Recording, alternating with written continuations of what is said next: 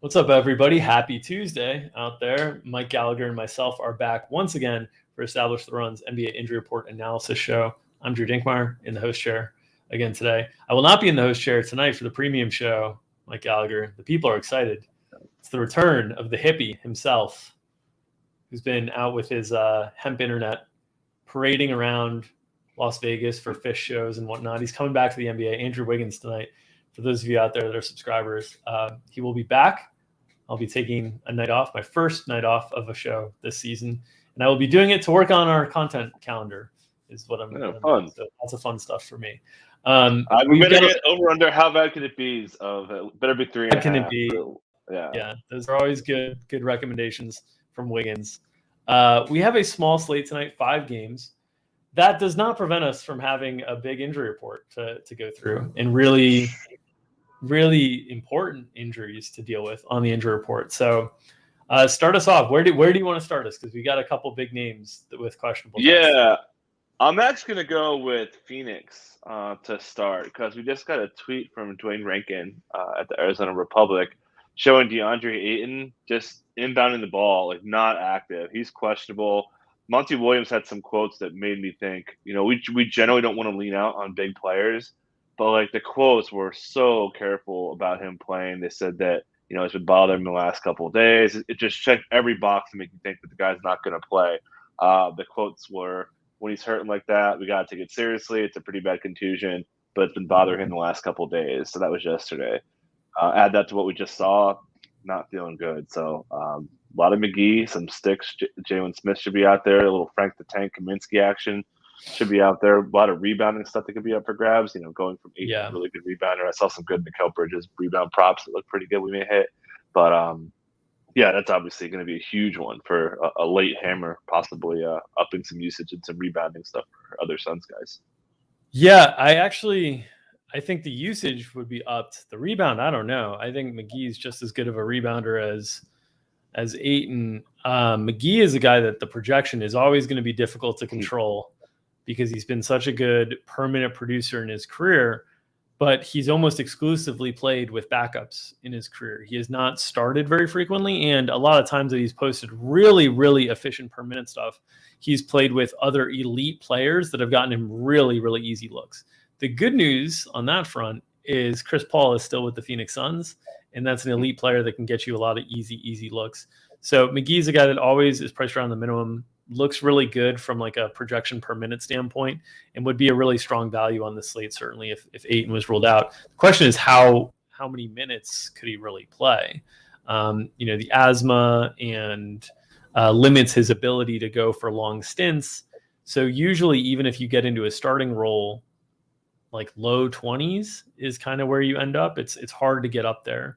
So he's one of those guys that will produce well in limited minutes and still probably be worth a really, really cheap salary, but it's not quite the like Andre Drummond situation of last night with a player that has the ability, the capacity to play a 35-minute workload if he needs to. All right, so that's one late game situation to keep an eye on. We have another late game situation to keep an eye on. Once again, is the Lakers are playing Houston for the second time in 3 days. And for the second time in 3 days, we've got a LeBron questionable tag. We've also got Anthony Davis probable on the injury report. We've also got Dwight Howard and Wayne Ellington as questionable as well. So help us sort through the pages and pages of Lakers on their injury report. Yeah, so I'm almost positive LeBron's playing. He tweeted out last night he can't wait to play. I'm not even giving you anything to bet me, but if LeBron doesn't play tonight, you get first pick on flag plans for the show. That's how confident I am. Clap. I can't believe you burned me on the Collins one last time. Collins was okay yesterday. But so he should be out there. We do have Wayne Ellington questionable. He's been available. I think he has a good shot to play given the way they had a day off, and he's been so close for like a week now. So, maybe that cuts into Kent Bazemore a little bit. Maybe Austin Reeves goes away. He's been a darling to Lakers Twitter. He may get cut down. Maybe Malik Monk, who had that growing thing, maybe he gets cut down a little bit. They want to play Wayne Ellington there. So someone to watch there. Dwight Howard's neck thing. It's kind of tough. Like he's had such a history of like neck and back issues that I think he could sit. I think they're going to go small regardless. We saw them finally break out that 80 at the 5 lineup over the weekend against the same Rockets team. So I think given it kind of worked Would expect that to happen as well. So, DeAndre, maybe he gets cut if Dwight can go or something along those lines. But we know that they're going to cut those center minutes out once they start getting guys back. Yeah, and I think Ellington is more likely to take from Monk and Reeves before he takes into the Bazemore and Carmelo roles. But it should be noted that just having an extra body there, like we saw kind of, in garbage time late in that game, the Rockets made it a little bit, extended the game a little bit late in that one. But the unwillingness to play Rondo just made it so that they didn't really have a lot of guys out there to throw in garbage time. And just having another body should impact the ceiling of minutes for guys like Bazemore and Carmelo Anthony if Wayne Ellington is able to return. At some point, I imagine, and I don't think it will be right away, but I imagine at some point Wayne Ellington will work up to minutes that are more consistent with those two guys, and as a result, Carmelo and Bazemore will come down a little. Wayne Ellington will work into the 20s.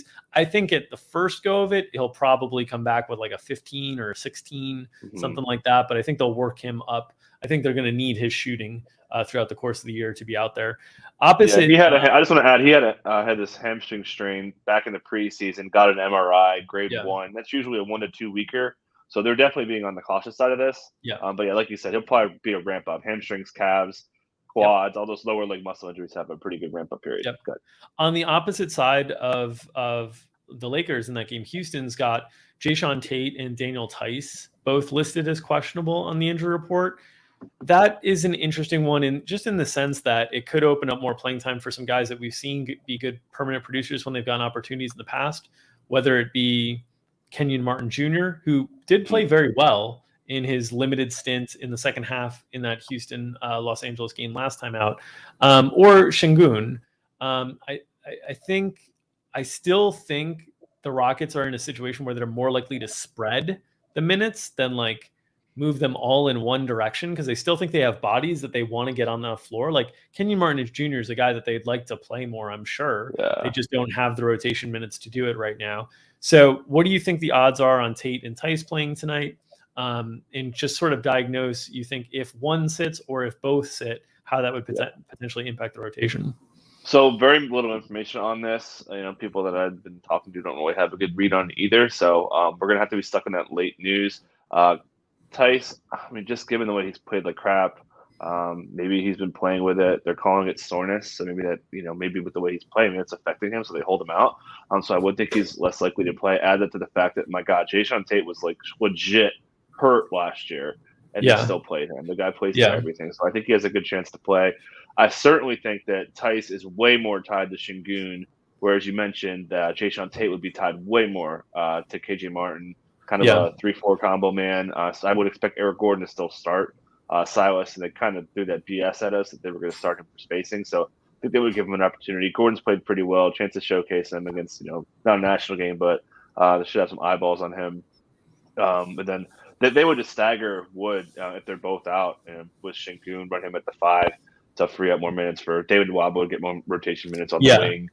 We still have the Daniel House as well. So there's, so if those guys are out, they're thinner, but they're not super, super thin that they have to play a bunch of guys into the mid-20s. Yeah, Josh Christopher would get in the mix. Like there's a little puff piece on him. That's usually, whenever I see puff pieces, I always think like, oh, there's guys in injury report. There's usually a reason for that. So I think that they may not know, but makes me think that Christopher could get some minutes. Yeah, so they can raise Christopher's minutes, they can raise Nwaba's minutes, they can raise KJ Martin's minutes. Like they have a lot of different possible ways to cover these minutes if one of these guys hits. Now, if both of them sit, that will open up more opportunity. But I still think these backup reserve guys that you're looking at, it would be aggressive to project them into the mid-20s on minutes. I think you'd be looking at like best case scenario, maybe low 20s, because there's just enough guys. I mean, with Garuba, with Şengün, with Martin, with Nwaba, with Christopher, with Armani Brooks, like there's enough guys to still spread it around. Yep. I don't know if Garuba would play, but he's fun. Yeah. I enjoy watching them do that there. He's one of these guys that I have to project for minutes because they get blown out so frequently that like I have to give him like 2 almost every time out. All right, let's talk about some of the earlier games in terms of injury situations. Let's talk about New Orleans. I guess this is an earlier game. This is a 10 o'clock game as well. New Orleans with Devontae Graham, Brandon Ingram, Garrett Temple, all listed as questionable on the injury report. Any leans here on this situation? And obviously, it's a big difference for New Orleans in terms of like competitiveness of this game and whatnot, whether they're able to have Devontae Graham and Brandon Ingram. I think that might also be leaning into some of the decision-making for Phoenix as well with DeAndre Ayton, like kind of no need to push him if you're facing a Pelicans team that's kind of beat up as well. But what are your thoughts on Ingram and Graham tonight and their availability? Yeah, so Devontae Graham really in the dark on that. He actually had a post-game interview and then a loss on Saturday, and not a word was mentioned. Looked normal. So unless he got hurt at practice yesterday, I think he's in, which, maybe back-to-back. Maybe they hold him out tomorrow. Brandon Ingram was, quote, pretty sore according to Willie Green at practice yesterday. It made me seem like he was not going to play, have a back-to-back. It is a national TV game, so we can't be too confident in that. But, I mean, Brandon Ingram is generally a pretty slow healer. He usually takes multiple games to get over injury. So thinking he doesn't play, we saw a lot of the double point guard lineup with Devontae Graham and Kyra Lewis to fill offensive minutes that way. So Kyra would definitely benefit to fill playing time there. They do have Garrett Temple, so the Kyra's minutes may not go up too much, but Willie Green and Devontae and a couple other players on the team really talked about playing Kyra Lewis more. And we saw earlier before all this stuff happened that he had kind of leapfrogged Thomas Satoransky. So I still think he plays. Yeah. But then if Devontae Graham's out, I mean, Kyra could be in a really pretty good spot here. I haven't seen this price yet, but I imagine. Yeah, I'm sure he's cheap. It would be a really good spot for updated for increased value due to minutes and opportunity. Not the greatest spot in terms of matchup. Going up against Chris Paul and Phoenix's defense is a tough spot, especially like Kyra wants to play in transition a lot, and Phoenix is really good at slowing that down.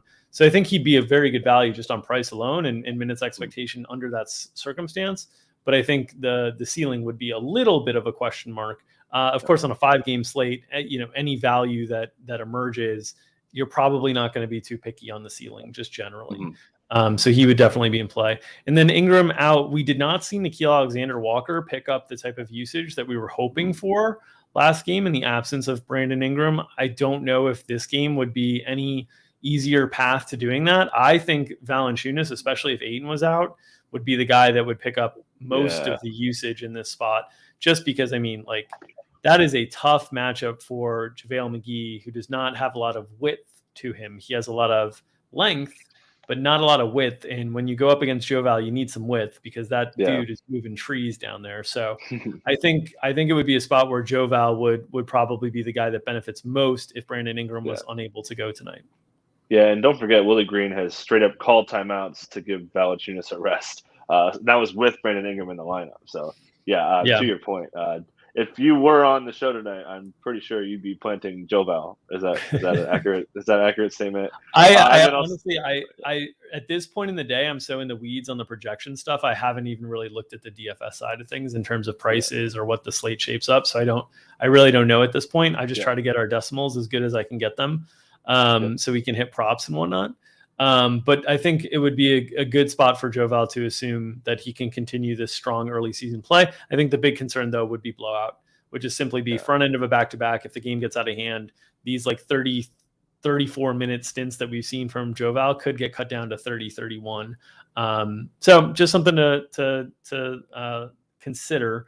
To tack on one more thing, if I can, Bridges would almost certainly get Nickeil Alexander-Walker to make it a tougher spot for him.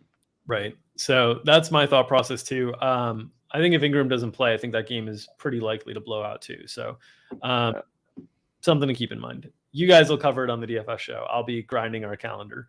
In the other injury situation that we need to talk about, we got clarity on Kristaps Porzingis. He's not going to play again tonight. Him and Maxi Kleber are both out for Dallas. So Dallas's front court gets a little bit thinner, but it's not the type of matchup that you really worry too much about your front court getting thinner, simply because they're playing lots of wings, right? And PJ Tucker. So you can get away with just shifting kind of Dorian Finney-Smith down positionally, making him the primary four, starting Reggie Bullock, getting more minutes for, Sterling Brown and Frank Ntilikina and those types of guys. So there's definitely ways that they can cover this. I think in the past you've thought like, oh, Kristaps is out. Oh, Kleber is out. Maybe we'll get Boban night. I don't think that's the situation this year. I think Kristaps and Maxey are more considered pure power forwards than centers than they were under Rick Carlisle. And so I think, the center position is largely unimpacted with Dwight Powell and Willie Cauley-Stein getting most of those minutes. And then I think the power forward spot is mostly covered simply by them shifting Dorian Finney-Smith down and Reggie Bullock, and then having to play more Tim Hardaway, Frank Ntilikina, Sterling Green, those types of guys, or Sterling Brown, those types of guys. Totally agree. Yeah, it would be DFS, mostly straightforward. Do want to add, though, Jason Kidd really talked to Frank Ntilikina. We saw him play quite a bit next to Jalen Brunson, mostly off ball, had some on ball stuff. They like him for defense. They're going to need that kind of defense tonight. You can't play Frank Ntilikina, but hey, I love to see these reclamation projects. Yeah, come around. He came in the league so young. The nice thing about the thought process you should have for DFS standpoint, when those guys, those low usage guys that don't use a lot of possessions start getting more minutes, is generally other players around them that would play in those lineups benefit in terms of having a guy that won't take as many possessions away from them on the floor. So very tough matchup tonight for Dallas going into Miami. In Miami, we need to talk about them. Bam Adebayo, questionable, left knee bruise, missed last game. We thought he was going to play last game. We got the intendance to play, right? And it failed for us for the first time on Miami, as Bam was not able to play despite his best intentions. So I think it's a spot where, once again, if Bam sits, Dwayne Dedmon is going to do his best to rack up fantasy points and fouls as quickly as he can, and it's a race to see which one wins. If the fouls win, he does not perform well. If the fantasy points win, he goes bonkers, because that dude, much like Nurk, is throwing his body around left and right. And, he got there last game sort of in garbage time a little bit. But Dwayne Dedmon would be a strong source of salary relief once again if Bam was unable to go. Yeah, we had Bam in, did practice yesterday. It sounds like he's okay. It was kind of a minor injury going into it, so I think it was just a rest spot to sit him out. So definitely think he plays. One wrinkle to add to it, though, is no Max Strus. Not having him really shorts up their bench stuff on the wing. So they went so heavy Markieff Morris at the 5, so as a backup 5, especially with Devin in foul trouble. So that may be less likely. So maybe they would get Omer Yurtseven a little bit mixture of minutes to keep Markieff to fill some of those forward minutes, because they'd be so thin there. Strus has been really productive for them. Taking that 3-point element, even some shot creation, defense. He's a really key part of their second unit. So taking him out, probably will get Caleb Martin in there if they're really, really thin. Yeah. Gabe Vincent may play some 1 minutes as well to make your more of a wing too. So they've got options. Caleb Martin picked up a bunch of those minutes last game. I will also note KZ Okpala has also been ruled out. Yep. He was an add today to the injury report, was not on there this morning. So that's another wing that they're down. So you'll probably see some Gabe Vincent. You'll probably see some Caleb Martin. These guys are lower usage guys. You also, I would say, in these spots, you also get the additional upside and ceiling on the main starters playing more minutes. And in starters, I would also include Tyler Hero in that mix. I know he doesn't traditionally start, but he is a closer for them, so he would have increased minute ceiling as well. Don't think it's the best spot for Miami just generally tonight.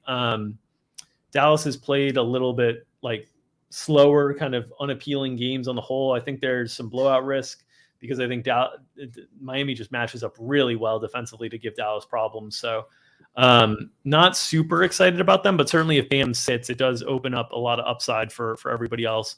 It is a road game in Dallas, so the spread on this one's really not expected to be it's not expected to be a blowout by any means. But Miami's just been able to really clamp down on teams, and it's it's got a 210 total, which is like 10 points lower than the 3 of the other 4 games on the slate. Yeah, Miami's defense is insane. Just one last thing I wanted to hit is Cade Cunningham coming back. We saw in the last game when he sat, they put Hamidou Diallo in there to keep the second unit together after Diallo was booted from the rotation. So Frank Jackson has leapfrogged, missed Hamidou Diallo, so we should see a pretty clean rotation. Certainly a lot of cap on Cade Cunningham. So I need to put Frank Jackson over Hamidou Diallo, but the rotations have been pretty clean.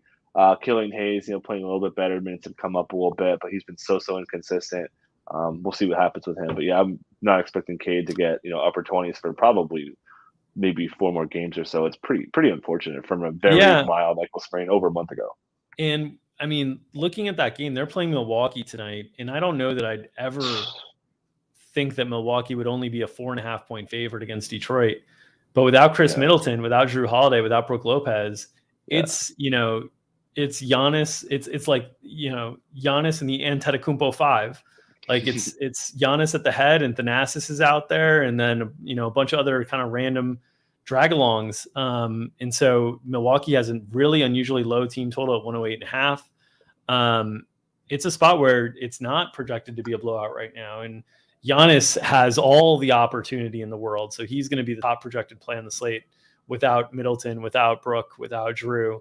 Huge assist rate, huge usage rate, rebound rate, projected numbers here for Giannis. They got Bobby Portis up to 19 minutes last game. I would expect him to creep into the 20s tonight, would be my guess.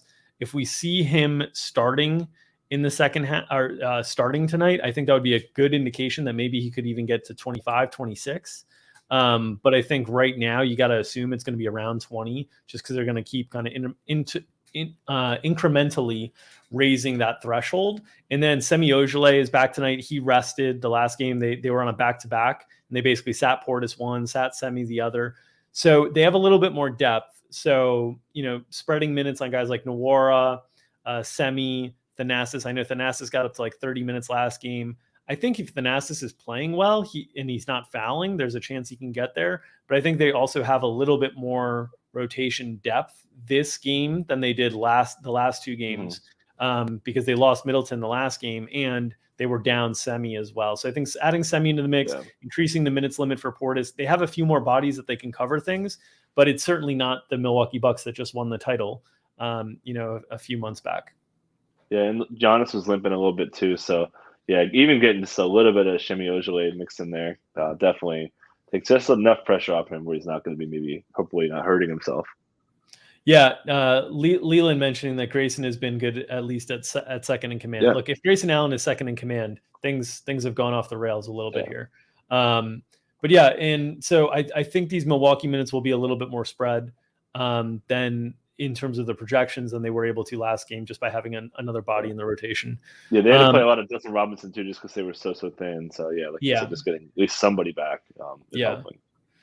All right, is that it? Is there anybody else I missed on the injury report that you want to go over? No, I think we hit all of it. Covered all there's some probables, like Grayson's probable. So don't forget the Bucks are a little iffy with that probable tag. So I mean, don't automatically assume Giannis is in. We definitely want to get the update that he's in there. So you just keep an eye. That'll be coming up tonight. So we'll get that one on the DFS show for sure, in case we get some surprises. Because they might just tank this game, honestly, with the way things are going. But I think we covered everyone else here. All right. Well, there we have it. If you are not a subscriber to EstablishTheRun.com and our NBA products, what the hell are you doing? We have had another successful props night last night, 6-1.